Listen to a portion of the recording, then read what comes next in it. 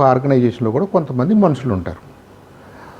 వాళ్ళు పథకం ప్రకారంగా కొన్ని పనులు చేయడానికి వాళ్ళు అక్కడ ఉన్నారు. ఆ కొన్ని పనులను చేయగలిగినటువంటి స్కిల్స్ వాళ్ళకు ఉండాలి కదా, ఆ నైపుణ్యాలు వాళ్ళకు ఉండాలి కదా. మనం ఎవరిని పడితే వాళ్ళని ఏ పని పడితే ఆ పని చేయండి అని అనలేం కదా. కాబట్టి సంస్థలో ఉన్న పనిచేస్తున్నటువంటి మనుషులు వాళ్ళకి కొన్ని స్కిల్స్ ఉండాలి అని మనం అనుకున్నప్పుడు ఆ స్కిల్స్ని బ్రాడ్గా ఒక 3-4 రకాలుగా మనం ఆలోచించవచ్చు.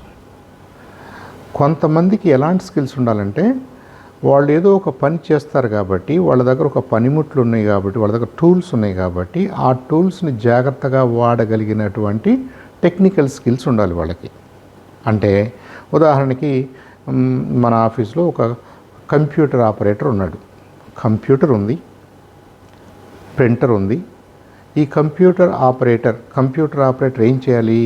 ఏదైనా మనం డ్రాఫ్ట్ ఇస్తే, ఒక లెటర్ రాయమని చెప్తే, కొంత డేటా ఇస్తే ఈ కంప్యూటర్ వాడి ఆయన దాన్ని ఆ కంప్యూటర్లో నిక్షిప్తం చేసి దాన్ని మళ్ళీ మనకు అవసరమైనప్పుడు మనకు అవసరమైన విధంగా దాన్ని ఫార్మాట్ చేసి మళ్ళీ మనకు ప్రింట్ చేసి ఒక డాక్యుమెంట్ రూపంలో ఇవ్వగలగాలి. అంటే అతనికి ఏం స్కిల్ ఉండాలి? కంప్యూటర్స్తో పని చేయగలిగినటువంటి టెక్నికల్ స్కిల్స్ ఉండాలి.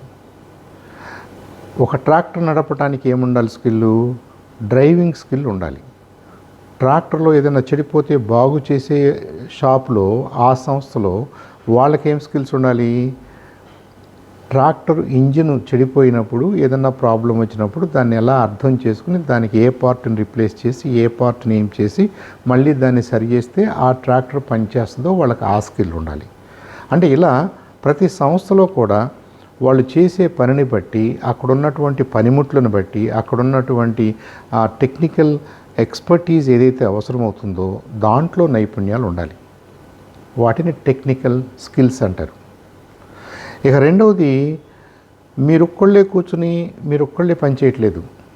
మీకు అసిస్టెంట్స్ ఉన్నారు, మీకు హెల్ప్ చేసేవాళ్ళు ఉన్నారు, మీతో పాటు పనిచేసేవాళ్ళు ఉన్నారు, మీరేం చేస్తున్నారో చూడటానికి సూపర్వైజర్స్ ఉన్నారు, ఇదంతా అనుకున్నట్టుగా జరుగుతుందా లేదా అని చెప్పడానికి మేనేజర్స్ ఉన్నారు. అంటే మీరు నలుగురిలో 10 మందిలో భాగంగా పనిచేస్తున్నారు, మీ వంతు మీ పని చేస్తున్నారు.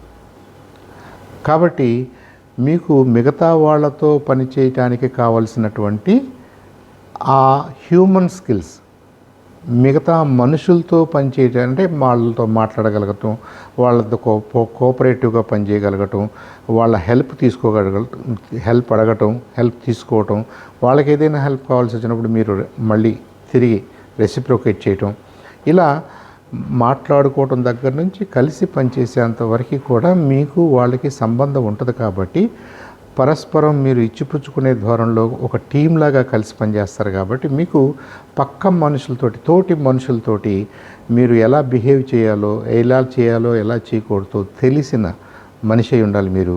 అలాంటి స్కిల్స్ని హ్యూమన్ స్కిల్స్ అంటారు. మీకు టెక్నికల్గాను బాగా తెలుసు, విడిగా ఎవరితో ఏం చేయాలో ఎప్పుడు చేయాలో కూడా మీరు బాగానే తెలుసు.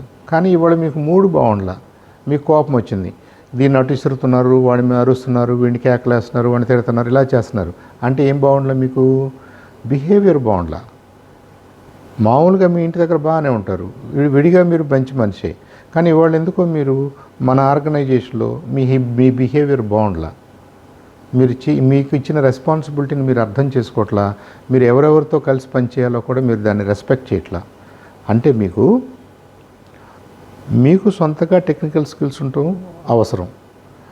మీకు ఇతరులతో ఎలా పనిచేయాలో, ఎలా పని చేయకూడదో, ఎలా కమ్యూనికేట్ చేయాలో, ఎప్పుడు ఏం చేయాలో తెలియకపోవటం అనేది హ్యూమన్ స్కిల్స్, అది అవసరమే.